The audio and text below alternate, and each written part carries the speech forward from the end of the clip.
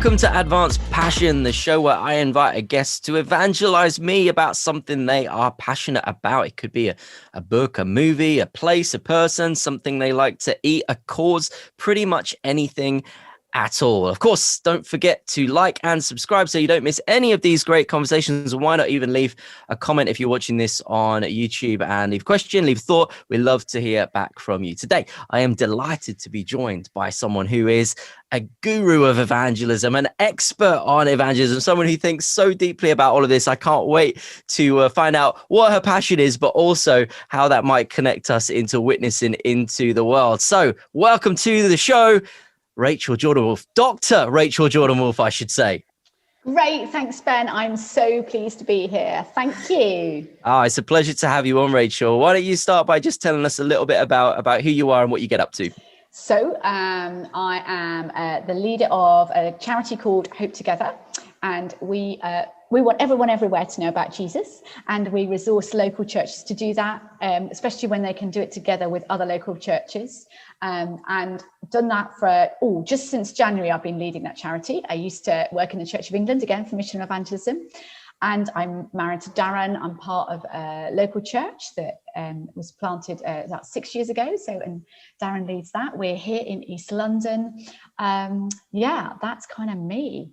I like drinking a coffee out or a soy hot chocolate. I'll have a good chat with a friend. Yeah. Great. That's all right up my alley as well. That's superb.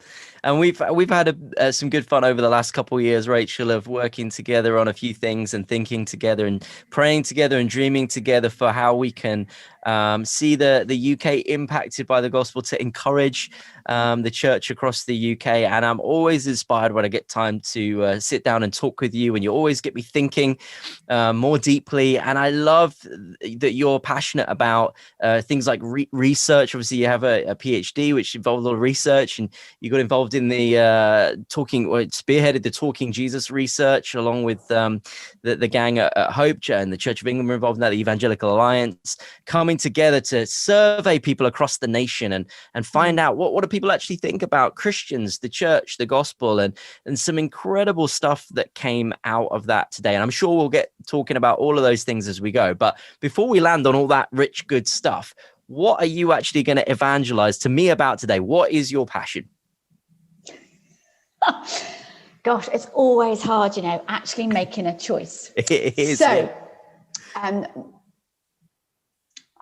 I just had another brainwave of a thought that came through. So we're just going to go for this, okay? Okay, we're going to see what ready. happens, Ben. Are you ready? I'm ready. So I'm going to go for London. Oh, wow. So I'm really passionate about London. I love London. I love living in London. And I tell you what I'm really passionate about London is, there are so many people here in London. We've taken a bit of a dip, interestingly enough, in the pandemic.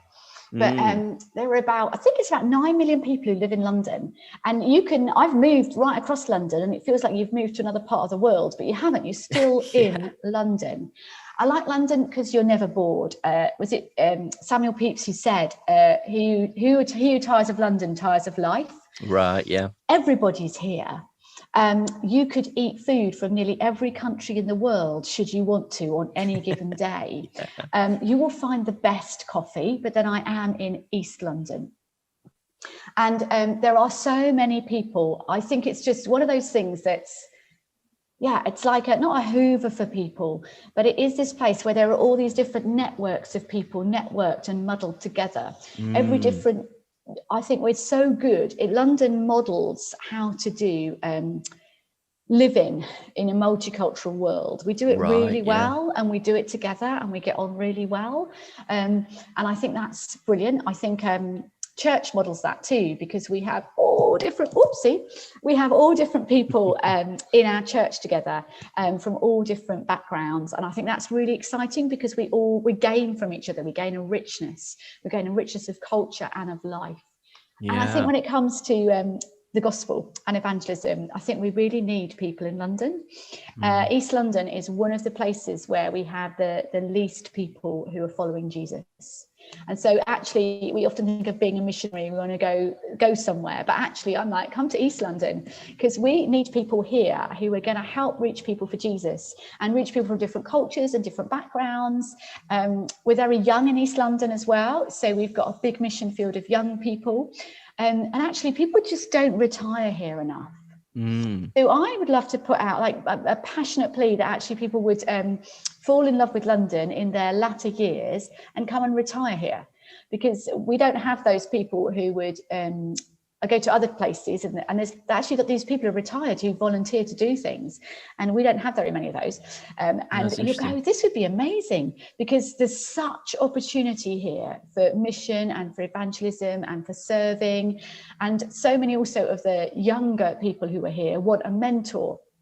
They want people to follow, they want people to disciple them. So London is this incredible melting pot. It's an incredible place to live. It's a great place for experience. You'll never be bored. There's always something to go. Actually, there's many beautiful green spots. In the pandemic, I've done so many incredible walks around London. The history drips. Yeah, absolutely. You go ambling out in one direction and you discover John Wesley's grave. You discover John Bunyan's grave. If you don't know your church history, you look those people up. So John Wesley and the Great Methodist Revival, and you find where he is and where his house is. And then you discover people who wrote, Pilgrim's Progress, and you discover this incredible, that is it's the graveyard for the nonconformists, actually. It was a nonconformist graveyard, very interesting, some of our great heroes and heroines. I'm in the East End, where William and Catherine Booth started, where William Booth founded the East End Christian Mission that grew into the Salvation Army. Incredibly rich heritage. You could, just down the road over there, you can walk past the building where they started that great calling and that great work. So you've got John Wesley buried up there. We've got, I think William and Catherine are up in the Stoke Newington graveyard, if you want to go up there. So some of the great giants of mission and evangelism, they were here in this melting pot, changing the great city and changing the shape of it. I studied church history.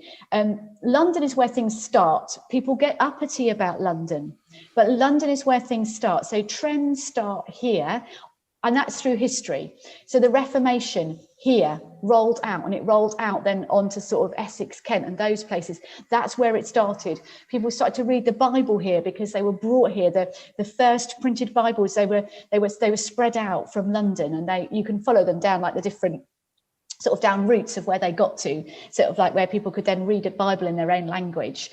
Some of the great preachers that stood by St. Paul's Cathedral. So another one of my walks takes you round past St. Paul's, and you've got the cross outside St. Paul's where people preached in the open air and began to, I feel like, change the way that we thought and thought about our faith. And that's just down the road. And I think this is what London has been known for. Great movements have been birthed, and they've come out of this space. And movements are still being birthed out of London. The hipster trends that now dying off really, but they started here. The bare walls, all of those things. They started in this melting pot of London, and then they roll out. And wouldn't it be great if the melting pot and the culture that was being rolled out was of Jesus? And that's why it matters that Christians actually stay in the city. And it's really hard for us to do so. And I get the property problems. And I know that people want to bring up their children with a back garden and a swing.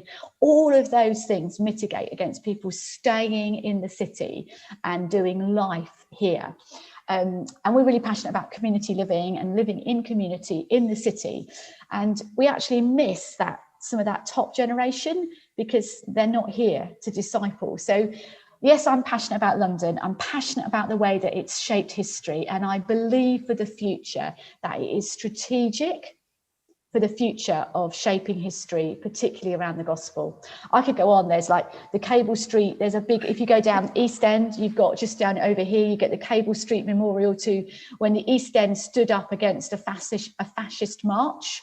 And it's called the War of Cable Street, and it's got this massive mural.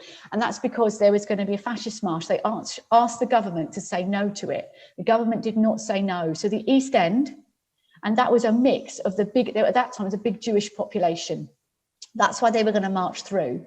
And the East End stood with their Jewish friends and neighbours, shoulder to shoulder, and they stopped that march. Wow. And I'm like, yeah, I'm proud of that. Then just down here, there was one of the first places where they started to try and do university and educate people who were poor. Just that the church hall over here, Hanbury Church Hall, was part of the match girls strike, where they were dying from the making matchsticks, from the stuff that was put on there, and that's where there was again a movement to change what was happening in those rules. If you think about it, we had the prisons in Elizabeth Fry. She was nearby. We had the Clapham sect over in Clapham. This is a place where movement started, and I believe that London could be that place again. So I'm very passionate about London, and I'm passionate about the east of London, because we need to reclaim that history and be again that melting pot of social justice, transformation, and bringing people to faith. Come on. I mean, I'm sold. So you've won me over. Not that you needed to. I was already on board with London, but this is great. I'm so pleased you picked London, and my mind is whirring with avenues that we can traverse down. And so we'll try to go down a few of those and explore it more deeply. I actually grew up in London for the first few years of my life. I lived in North London, and before ended up getting a little bit further north up into Cambridge, which some view as kind of a nice leafy suburb of London. Really, it's not that far away. But so London is very dear to my heart, and I try to spend as much time there as I can into this day. But I love the fact that as you're listing the reasons why you love it so much, what comes out so clearly is, you said you're never bored, and that's true. It's a big hustle bustle city with no board. But I love what you've actually lingered on there is the historical significance and the stories that have come out, and the inspirational figures that you can go visit their graves and read their story and look at their blue placard on their house where they lived. And I love that, because actually what you're saying is that living in London and being present in London is you're part of London's story today, but you're also being influenced by London's story yesterday and what could lead us to London's story tomorrow. Yeah, and I love that. I feel that there is a continuum. So like when I go on my little walks and sometimes I take somebody with me and they're like, oh my word, didn't know about this, didn't know about that, didn't know this. And it is always changing and morphing. So because it's always changing, therefore, if it's moving, which it is, we get to change that story, and we've got a positive role to play in what is being said and how it's being changed and what is being written today. And that's why I get so excited. I love it. I've got another favourite thing, which is down on Whitechapel Road. There, like down in Whitechapel, there's big statues of William and Catherine Booth. Catherine Booth is a bit of a heroine of mine, and William Booth. And so I just love walking past their statues because they inspire me. They just wouldn't be stopped. Yeah. I mean, they were often ill or exhausted or tired, and I'm not saying this that's the right thing to do. We need to look after ourselves as well, but they just were so determined. And there are those places, those people of real determination that chose to shape the future, and they did it here. So yeah, that is exciting to me, and it is. We who is it who says you can't see the future to learn from it, but you can see the past? And I can't remember whose great quote that is. It's definitely not me, so don't quote me on it. Hey, but, claim it, Rachel, claim it. Yeah, claim it. But if you look into the past, we can learn everything there is to know about human psyche, the way we're wired, what we're like, and you can see how people have, if you like, worked with that. So from the past, there are great lessons that we would forget at our peril, because often we think, hey, it's a new day, we're doing it all new, culture's changed. There is a lot of change, but at the same time, when we look back, we can learn. We can learn from Wesley, we can learn from Booth, we can learn from from the Clapham sect. All of those people we can learn from, because they all did amazing things. Josephine Butler, Elizabeth Fry, they're incredible people that made great change. And I think being in places where you can make change is really important. So again, the other thing, of course, of London is Parliament and government. We should pray for the people who were there, who were Christian. We should really be praying for them, because they have a voice and they have a chance to make change. So yes, I think all of those things, but the past can teach us for the future. Yeah, and absolutely. It can help us to dream for a future.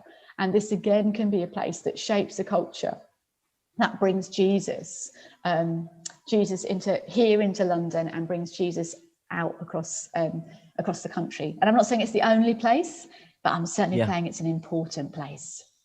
Yeah, I thoroughly agree. Have you always lived in the city? Did you grow up in the city, or did you move to No, the city later life? I grew up in Essex. So I Okay. grew up, if you just come out of where we are now and you go out on a train.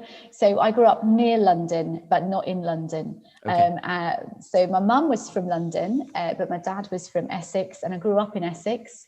And I've lived in other places. I've lived in other cities. I've lived in Amsterdam for a bit when I was with Wow. Yeah. YWAM, and other places. But London has it's like a big magnet for me, and it Mm, drags me back. And I love the countryside. I love a walk by a sure. river. I Sure. love a great view. I love to walk up a mountain, all those things. But I love people. Yeah. And I know I that God loves people madly. And in this city, there are an awful lot of people Absolutely. who need to know that God loves them. Absolutely. I I'm don't really need totally to with go you on that, right? anywhere. I could fall over them, if you see what I mean. Yeah, quite literally, yeah. Yes. And I'm I think wired slightly strangely, perhaps, from what I hear a lot of other people say, which is we did one episode with Phil Knox where he talked about his passion being similar to you. He picked a place, but his place couldn't be more different. He picked the Isle of Islay, one of the Hebridean islands, for retreat and rest. And we had a brilliant conversation about that involved talking about getting away and rest and refreshment. And I totally understand why that's important. I just think I might be a bit strange because I actually find it restful coming to the city, and I've always lived in cities my whole life. I've grown up in the city, and I, like you, I'm happy to go into the countryside and enjoy God's creation and all of that. It's nice, but honestly, if I could spend all my time in the city with the hustle bustle of people, I would be quite happy. And I think some people find city life quite burdensome, but I don't know what it is about it per se, but find myself quite invigorated by being around people. And I think it's the same thing as you. I really love people. I find people interesting. I want to talk. I obviously want to share Jesus with them. And when I'm kind of away from people and just in the countryside and the hills, I'm like, well, God, this is beautiful and wonderful, but I'm kind of keen to get back to civilization and to some people and see what's going on. And I think it's fascinating, isn't it? We're all wired quite differently. And yet I do wonder if sometimes it's easier to run away from people and kind of be like, well, I need my rest and relaxation, than it is actually to run towards, like William and Catherine Booth repeatedly did over and over again, to actually run towards where the people are. Yeah, I think you're right. And I love nature. Was brought up loving nature, going on great walks, going on holidays in the Lake District. We still do that. But of course, what made me smile now is when I reflect on it, we always did that with 75 other people. Wow. So I grew up just thinking that I just thought holidays were with at least 50 people. And I thought that's what a holiday was. I didn't really realize people went on holidays just with 4 people. Felt very strange. I mean, I am an extrovert. Everyone's going to work that one out. But I just thought holiday meant you went, because we always went on these big church holidays with everybody. And that's what we did. And then my dad would take us all camping, and so we did go out to these places, but we took a lot of people with us in community. And so I think that's the interesting thing of building community in the city. And that's something we're really part of being passionate about here, is how do you build strong and sustainable sense of community and family, but within the city. And all of that was probably taught to me when I was growing up, again, without me really realizing, because we had a very strong sense of belonging in a big group, a sense of huge extended family, if you like. Church was like a massive extended family that did everything together, which was great. That it was easy to invite people into. You could invite your friends in really easily. There would always be somewhere on a Sunday where they were going to open their home and feed us cakes. I never thought any more of it, cakes and coffee and things. And then you'd be another house another Sunday, and no one would, that was just what life was like. And we would go on holiday together. And our church leaders went on holiday with us. It wasn't burdensome to them. This was their holiday. Right. It wasn't their rest. This was their holiday. This is what they did on holiday. We all went together on holiday. And so it's quite fascinating to me. And we try to live in community here. Yeah. So we've always lived in community with other people, because I often think if you read the epistles, they only make sense when there are people who've annoyed you that you need to forgive. That's a great they insight. just don't make sense. They don't make sense if you're living on your own. Now, I have had a spell where I lived on my own, and I found it quite hard. I was always seeking to find people, but when I really read that, let it reflect, I think, I think we're supposed to be living in community. And it could be, there's days when it's absolute bliss, and there's days when it's a real nightmare because no one's put out the bins. Yeah. But that's where that, if you like, it's a rub of leadership. People know that you're authentic leaders because there are people who can see your true and whole life. So they know all about you. Yeah. So we've lived with all our interns up till now, and then we're moving again when we will still be living in community. We'll invite people into our home to live with us. There's a thing of modeling authentic leadership. There's a thing of modeling discipleship, because you are modeling that. And it's really important in the city, because people can get more lonely here than anywhere else. So there's so many people that you may not be noticed. If you didn't know anybody, you might not be noticed. And so there's a calling of how to group people, if you like, into city family. What's your city? Yeah. What's your urban? Who are your urban family?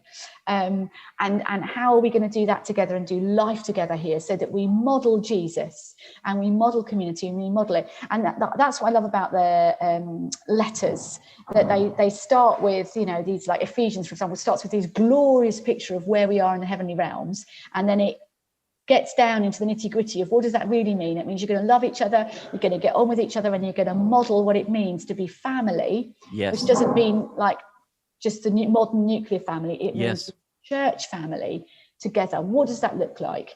And so that's what we're really passionate about here in London, is how to do that together, live in houses together where we model community. We've got fuzzy edges where you can invite and bring people in so they can discover what that's like. And that's kind of what I mean. So London's really important, but how we then inhabit London and model faith out is all part of that as well. It's brilliant. And I love the fact that as you're talking about community and people putting the bins out and stuff, I can hear in the background, it sounds like someone is putting the bins out. Sorry about that. No, it's a good thing. It's a good thing. Someone's stacking up the chairs. It's brilliant. It's happening. It's real life. Community is in progress as we podcast. It's a good thing.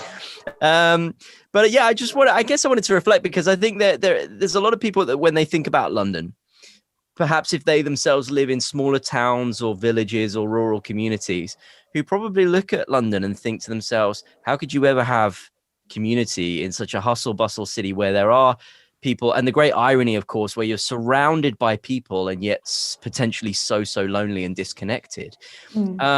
How can you actually have genuine, meaningful community in such a hustle, bustle, transient as well city, where people may come for a season and then, like you say, leave, go somewhere else to retire and take this, whatever else with them? What kind of advice would you be giving? And I guess we would want to start with the city, but wherever you're doing it, what kind of advice would you be giving people for fostering meaningful community that's kind of gospel-centered? Number one, find a church. Yeah.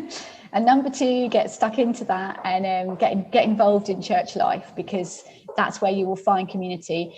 Two, think about who you're going to live with, and who are they, and talk about what living together is going to be like. So not just, hey, let's go on a flat share, but let's do more than that. Let's model. So before I got married, I lived with a friend, and we tried to have a really hospitable, generous, open home. And I remember some of the people who came to visit said they'd never been in anybody else's home in the whole of London. Because that's actually, we tend to meet out in restaurants or cafes or things like that. So actually opening your home can be really countercultural. Yeah. And so that's a really important thing. But you can't do it if half the people in your home don't want to open their home, because that won't work. And so as a friend and I, we were just reflecting on really recently, and she'd been trying to do community living. And she said the problem was not everybody wanted to do that. So she's realised that when she next does community living and she wants to stay doing community living with generous hospitality and fuzzy edges, people need to check that before you start. Because if you all move in and you've all got different expectations, for one, it's just a bolt hole and they want to shut the door and they don't want people in. And for another, that's actually, they want to have fuzzy edges and they want it to be open. They want to do all their cooking and food together. So discussing all of those things before you start. So number one is, it's a conversation. So find a church, find some people who you can sell this vision to about, yes, being in the city, but modeling what it means to be community in a city. And then, have some deep conversations about what that looks like, how you're going to do that, what the expectations are, for example, on food. Are you all going to have a little separate food cupboard? Or are you going to have a food together and you're going to try and have a rota of meals, and you're going to try to make some of its particular effort that at least maybe 2 meals a week you're actually going to sit around that table together, and you're going to invite people in. So there's stuff around how you live, who you live with, having a decent conversation about it. And that might not be possible for all people, and I understand that. And if you can't do that, can you form a group that does this in other ways, where you're always looking for who to invite in? Right, so we've got people who don't live with us, but they know where everything is in our kitchen. Yeah. That's and really so we powerful. had a guy around the other day, and one of them said, try to guess who actually lives in this house. Yeah. And he couldn't work it out. And that's because a lot of those people, they don't actually live with us, but they live so much in our house that they know where the glasses and the knives and forks are, and they're just as happy grabbing out a pan and doing the cooking. And so home from home. Yeah, home from home. And that's the atmosphere that you're trying to create, so that people can come in and be part of the family, even if they don't live with you. And so that's, I think, then you've got some real genuine belonging. Yeah. And that is a strong place to invite people into that genuine belonging. There we are. That's one of my top tips. That belonging idea is essential, isn't it? And it's core to the Christian life, is that we would exhibit a sense in which people can belong and know the love of God in and through us as God's people and stuff. So that's invaluable advice. I think maybe sometimes when people think about hospitality and London, let's stick with London and London, they might think about it in two ways. They would think you've got the professional hospitality of London, which is the fact that there is no shortage. You alluded to it earlier. No shortage of places to go eat, get a great coffee, have a night out that's fun. Hospitality, in terms of, in the industry sense of that word, is available everywhere across London. But the personal hospitality is often lacking for so many people. And that's the great irony. You're in a city of endless hospitality options, but it's all professional, corporate. And what about the professional level? I guess there's a danger for us in the church that we can become a bit like that as well, that all of our church hospitality is the professional Sunday lunch with the whole church, or the social night that people, the quiz night that people come to, but never actually allowing people to go over the threshold of a family home. Yeah, and I think that is where it's so important. So I do think opening up our homes is just vital, and it makes a difference, and it has an impact on people. It really does. I think we can do it in other ways. Yeah. I've been up at Bedford a couple of weeks. They've started a Hope Space. They've got a shop front where they've created, so you might call it a third space. They've created a shop front that is a place of hospitality, prayer and openness for the community. And they've got prayer space stuff in there. There's now a Bible study that's going on Monday night. They're doing art in there on Thursday morning, and they are creating a space of belonging, and they're beginning to create a community around that space where people belong and they can come. We had a Wild Hope team, which is a group of young adults that went down there to do mission last week. It was amazing. They were able to pray for people. They were able to lead worship on the street. They were able to invite people in. So you're right. There's something about hospitality and mission and evangelism that really go together. Be that you can use your home, be that you can use a third space, but there is this openness where there is then the fuzzy edge that people can come in. Now the home is quite a intimate space, so we can do that with people we get to know. The Hope Space was brilliant actually for people. They had a lot of people who you could see they were a bit lost. They maybe wouldn't have had anyone else to speak to that day, but they were in there in that art space. And you've got, if you like, it's a place of hospitality and welcome where you can grow community. So if you think, actually my home is not the place, and maybe if you live on your own, it might not be the place. If you can do it with another house where there's another household that you can get involved in, that's great. But actually there is a model there with a Hope Space where you can create a place of hope and a place of hospitality.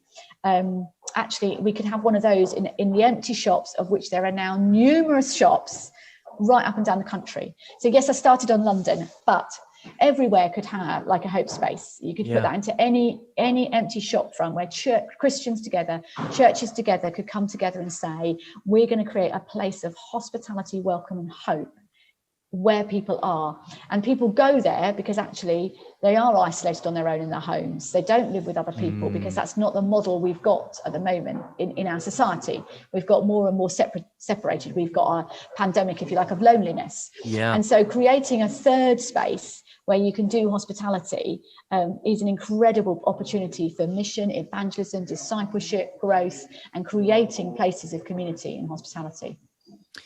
I think that's so powerful because, people would look, going back to the London thing again, people would look at London and think there is potentially a pandemic of loneliness across the nation that has not been helped at all by the events of the last 18 months. But particularly into London, in that big city where we know there can be so many challenges and problems. Yeah. Perhaps maybe this isn't the truth of it, but it can appear that it can be harder to foster community in some of those spaces than in more perhaps rural or local, kind of out of inner city areas. Even if it's just a perception that it's harder, it still drives then people's behaviors to actually engage or not engage with it. And yet what I love about what you're saying is that instead of viewing it and going, well, they're basically stuffed because it's just a pandemic of loneliness, it's too difficult, it's too big, it's too hard to crack. What you're saying is like, no, let's run towards and see this not as a pandemic of loneliness, but an opportunity of loneliness, an opportunity to actually come alongside people and offer what people are craving, which we can do. We can be that and for people, but it will take, and I think the key word perhaps here in everything that you've said is intentionality. It will take intentionality. Yeah, and I do think the church is brilliant. The church is a great place for community. We are good at community. It's one of our strong points. And it's not difficult for us to turn that out and to look at how can we turn that outwards? Who can we invite in? So that, you know what it's like after Sunday, there are 15 people you need to talk to. And of course you want to talk to all your friends, but actually who are the new people? It's always a priority, isn't it? Who might actually be standing on the fuzzy edges. They may have even made it through the door. They could be online. Because we know a lot of people have joined us online before they've come in person. How do we invite them in? And the big thing is what are you inviting them into? But you're inviting them into community. And so church is a good place for that. We are good at community. We've got something amazing to offer that actually speaks into one of the deepest needs that is happening right now in our country. And that, to me, can be mission evangelism, because you're inviting people into something. You've got an incredible thing to offer, be it your home, be it a hope space, a third space, be it they've actually made it to your church building, or even you're building online community. So we've got something called the Wellbeing course right now that people can run either in a community space, they can run it in a church space, they could run it online. So easy, just 8 sessions, all filmed for you, some cracking questions. I tell you, everyone will start talking. I've done it. You can't stop everyone talking. We only get through a portion of the questions. But what an easy invite to actually people who are suffering from a pandemic of loneliness. It's so easy. And we found many churches who've just run that in a community and people have come. And it's not difficult. And you're inviting them into something that's so incredibly tangible. Yeah. And that they're going to experience God because they are experiencing God's love in what you are showing and offering in that space of community. So I just think, if we think about hospitality and we think about openness and we think about how we answer the pandemic of loneliness that is in our cities, in a big way, the church has got a great offer and a great answer. Yeah, amen. And as we kind of bring things to a close today, I guess I want to just come full circle really and harken back to this idea of history and heritage and the greats that have gone before us and the inspiration that you have in the streets and the graveyards and the blue plaques that are all around you where you live.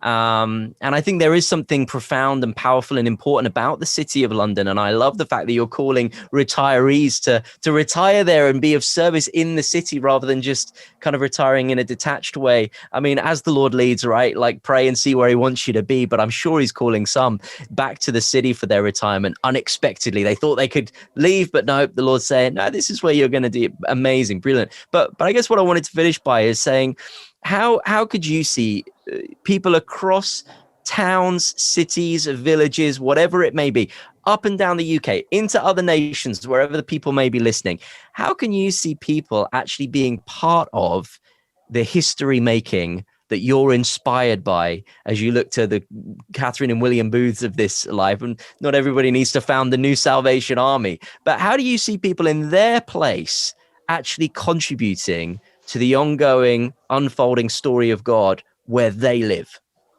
That's a great question, and I love it. And there's two things there. There's two things that all of those great people have. Number one, they had an ear to listen to God. So they had that. They were really listening, and they were passionate that things would change. And number two, they looked around them. So they put those two things together. They were great men and women of God, and they were great men and women of their context. So it doesn't matter if you are in a village or if you're in a city or if you're in a town or where you are, you getting out there to discover what is actually happening, knocking on the doors to discover. So little story, if I've got time, Catherine Booth one day was really late for church. And the reason she was late is she decided to stop and find out what everybody else was doing and why they weren't at this amazing thing called church. Why hadn't they got? So she went down an alley and she started to knock on the doors. And she discovered a few problems. There was obviously a lot of poverty, and there was an awful lot of alcoholism. So there were a lot of alcoholics, and there were very poor families who were completely impoverished because some of the members of their family were drinking everything that they did earn. And so when she asked them, why don't you come to church? We have got nothing to wear. We couldn't come to church, we're in rags, and we would not be acceptable. And in many churches, they would not have been acceptable because they'd have walked in rags, and they would not have been acceptable, which is dreadful, isn't it? Yeah. So she went to find out why they weren't there. So she could have sat in her church and thought, why aren't they here? But instead she found some problems. She found alcohol. What did the Salvation Army do? Temperance movement.